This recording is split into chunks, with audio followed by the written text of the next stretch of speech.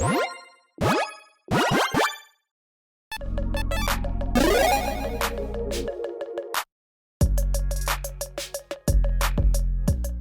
everyone, Mitch coming in from the Crash Course Studio. Welcome to the show. So, Morrow has released the teasers.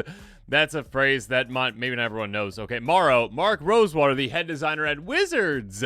There you go. Has released the teasers, aka basically, hey, these kinds of things will be in the upcoming set, but I'm not giving you the full card, so not spoilers, not leaks, teasers, Mark Rosewater. Let's jump into them for Bloomburrow.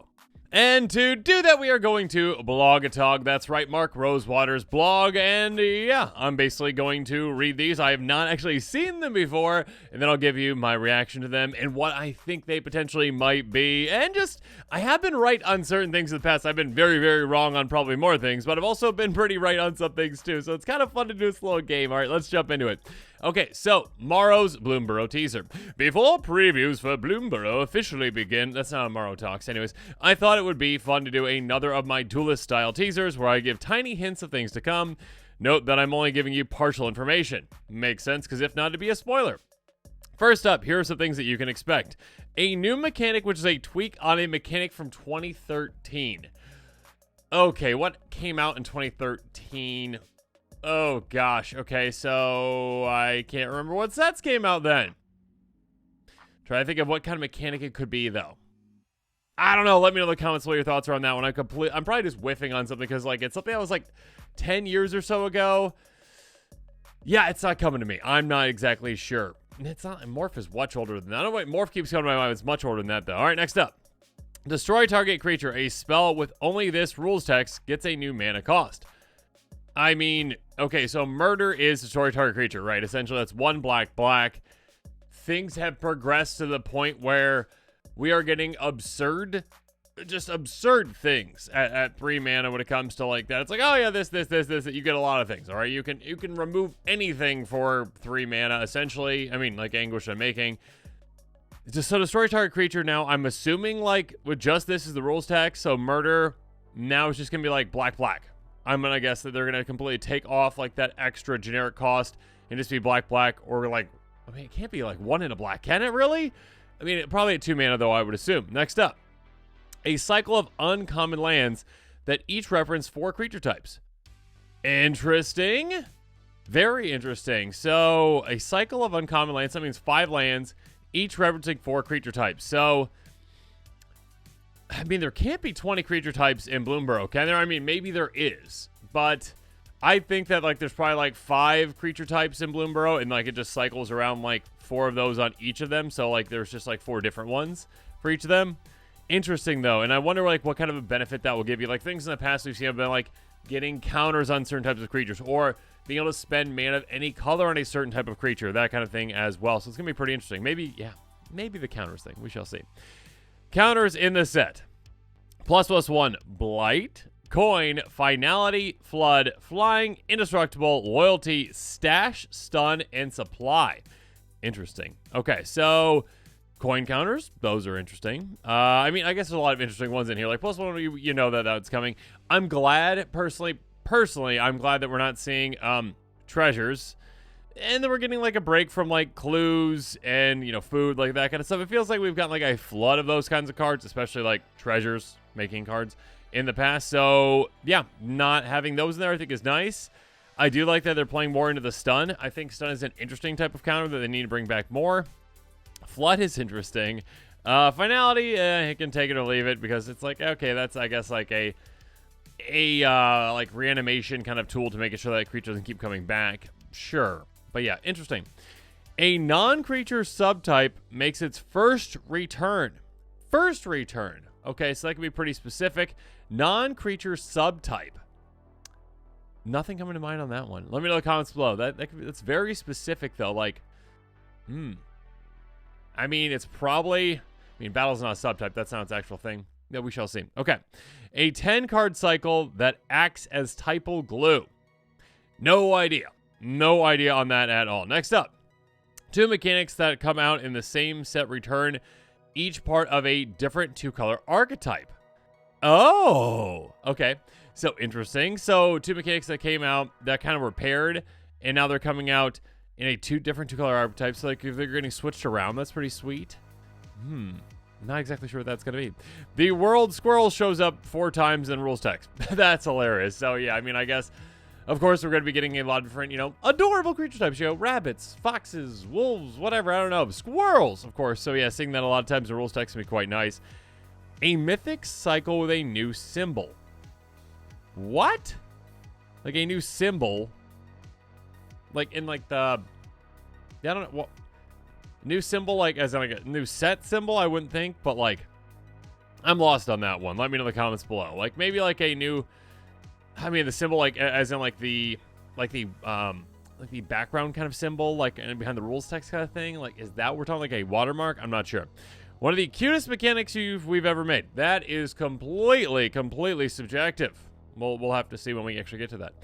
Next, here's some rules text that'll be showing you some cards. Okay, this is where like we get into the nitty-gritty. I really like this. Here we go. All right. Create X copies of target token you control. Interesting. So we just got, what is it? Aggressive Biomancy, as well as Doppelgang, which basically can make like X token copies of a creature, or I mean with Doppelgang like different kinds of permanents too, but Aggressive Biomancy specifically on one creature. This is copying a token. Now I'm wondering if this is like a giant X spell, or if this is like based off of, whatever number, like double up the number of tokens that is essentially. Like, it could be like based on the number of tokens you have. Interesting. I mean, this is kind of playing more so into, and good thing with this set, again, that in my opinion, that doesn't revolve around just treasures and that kind of stuff. Obviously, there's going to be plenty of different, kind of tokens out there with this kind of set, like squirrels. Squirrels are a very popular token kind of type when it comes to, like, jokey tokens. But, yeah, with this set, it's going to be more specifically. Yeah, that's quite interesting. Obviously, there's a lot of kinds of decks out there that can utilize this. I mean, I just kind of mentioned it, but, like, treasures. I'm guessing it's going to be a green card that does this, though. I could be wrong on that, but my gut says this is probably a green type effect, maybe a white type effect, probably not red or black. So sorry, Prosper players out there who love your, treasures. It's probably not in that, but maybe I could be wrong on that. Or maybe it's blue. I guess blue is like the creating token copies of something, but that's like creating a token copy of something, not necessarily like getting you more of it. Like green comes to mind with like Second Harvest and those types of cards. Next up, if you control a raccoon, you may discard a card. Okay. So, I mean, it'd be interesting if this is like on a commander text and like, you're just like every time you do something when you control a raccoon, you can discard a card. Interesting. Other than that, like if this is just like a one-off on a card, like cool, but not really building around it. Creatures your opponents control a base toughness 1. That can be a brutal effect. Obviously, kind of like a like sudden demise. That's not that, like mass diminish type effect where it turns like creatures into like 1/1s. This is just turning the base power, or sorry, the base toughness to 1, so the base power stays the same.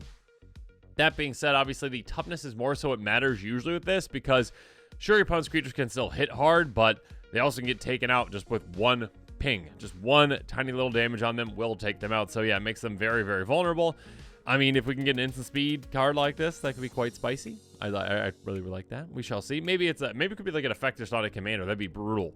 Oh my gosh. Just like a commander, like in probably mono black, I would say, like with this, like, okay, yeah, your opponent's creatures, all of them have base toughness 1. Doesn't affect their power, but their base toughness is brutally low. And then, of course, you have any kind of like a negative anthem in play, like, I guess, like an Hellish Norn or whatever that's in white, obviously. Those kind of things, you could take them all out. Whenever one or more other creatures you control leave the battlefield without dying. Interesting. So that obviously could be if they are bounced, if they are exiled, etc., leaving the battlefield and not going to your graveyard, basically. So interesting. You're not going to your graveyard, but dying going to your graveyard. You know what I mean? Yeah. I mean, it does say 1 or more. So again, this is a limiting factor to it. That being said, like if you're, I was gonna say like an aristocrat style deck, but that's typically again like sacrificing creatures one at a time, which is them dying. Interesting. I mean, like a deck that could like bounce things, like if you've got like, what's that 8-mana Tidespout Tyrant, like that kind of thing too, where you can like bounce things repeatedly. Then that could be definitely a way to really take advantage of this. We shall see. I mean, could this be on a commander potentially? I mean, and what is the benefit? Like whenever one of our creatures control leave the battlefield without dying, what do you get? Do you get to draw a card? Do you get to make a copy of that creature? That could be brutal.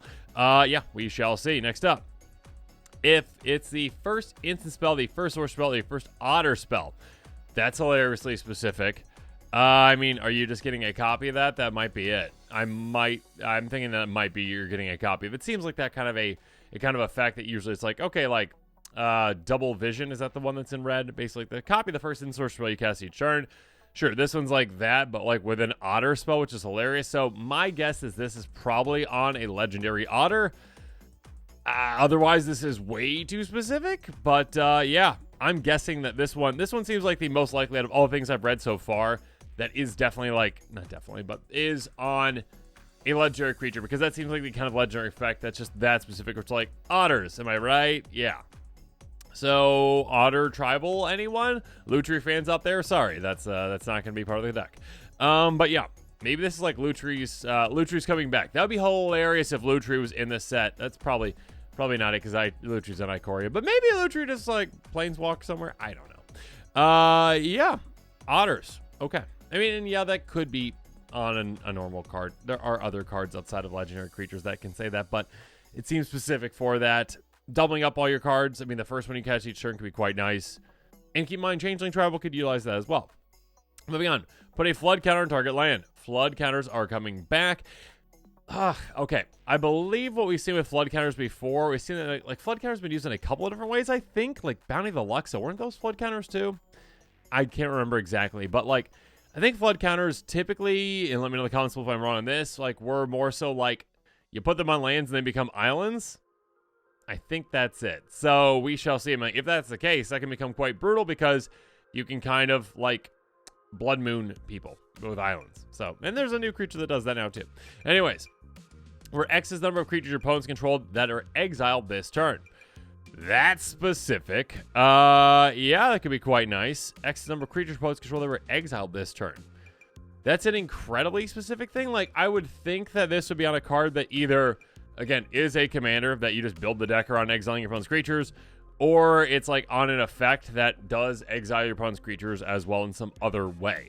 So we shall see. But yeah, I mean, that can give you a good amount of benefit. Obviously, there's some mass exile effects is probably what you do. Like yes, there are Swords of Plowshares, there are Path to Exile type of cards, but it's like, okay, X equals 1 probably is going to be that impactful for whatever this is giving you. But yeah, if you've got Farewell, which does exile them, then you're probably going to be in pretty good shape. For each other squirrel and or food you control. Okay. So, what's interesting that it does mention food, because again, earlier we showed that I believe the counters did not, or the kinds of counters that we have did not mention food. Did I mention counters? Oh, goodness. Okay, that's why. Never mind. Counters, not tokens. Someone was probably yelling earlier, like, not tokens. I don't know why I was reading it that way, but yeah, never mind. Not tokens. So treasures and food are probably in the set too. So there we go. Yeah, I completely misread that. My brain's not working right now, but here we go. Okay, so food. Yeah, I mean, like having like a squirrel food tribal kind of deck, probably. I am assuming this is either like a good like squirrel support card that also happens to be just for food, or it is again like a legendary creature that's like, hey, I'm making squirrels, I'm making food, whatever kind of deck you want to do with this, you can do some crazy things with it. As long as there are 4 or more card types among cards exile with card name. Interesting. Maybe this is like an alternative win condition potentially. We shall see. Or, I mean, some kind of a big benefit of you exiling things away, and once you kind of have different ones, different card types, 4 more card types among exile ones, so kind of like a Lorgorf type thing where it cares about like different card types.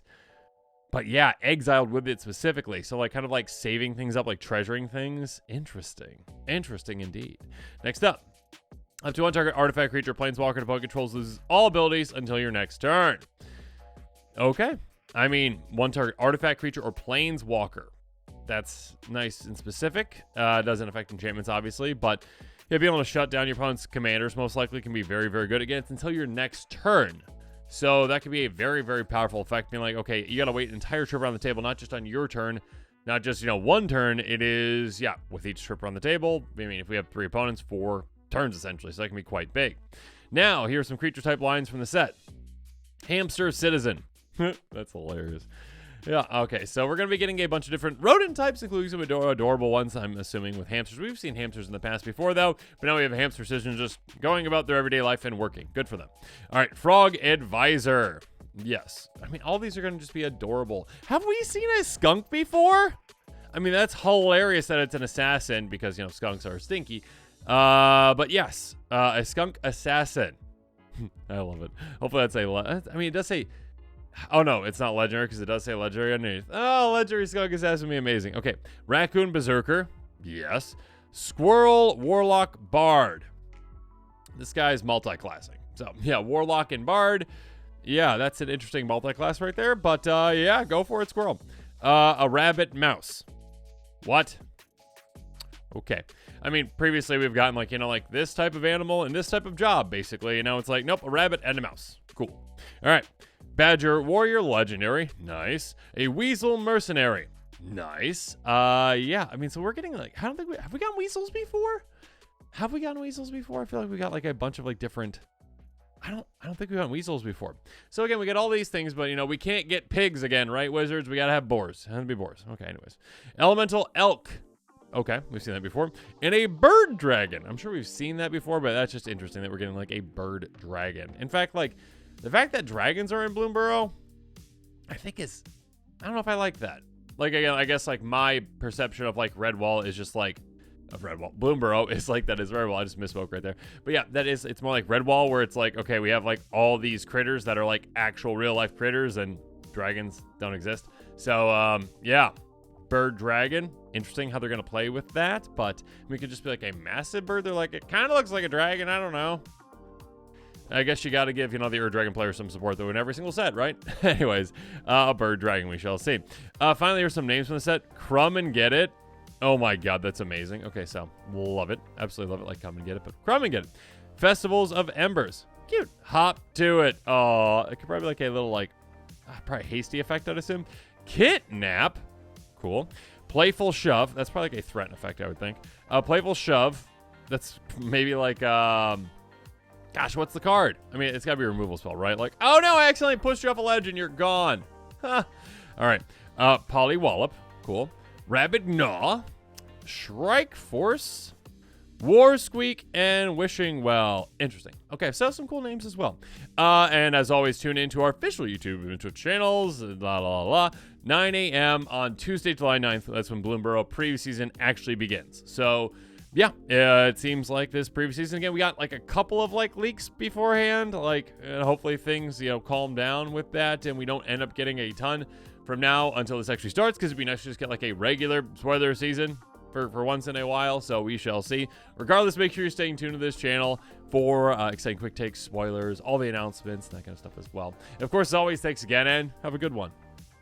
This show and episodes like this one are possible thanks to viewers like you. If you're looking for an easy way to help support this show, make sure that you like, share, and subscribe. Also, hit that bell notification icon so you don't miss any new episodes. You can also go check out our playmats and other merchandise at thecommandersquarters.com. We also have a ton of brand new t-shirt designs in stock, so make sure you check out those as well. Another easy way to support this show is with our TCG Player affiliate links. So whether you're buying a deck or individual cards, you can use this general link right here or one in the description. And the final way that you can support this show is by supporting us directly by becoming a patron. There are many benefits to being a patron, and I truly couldn't do this without all of their support.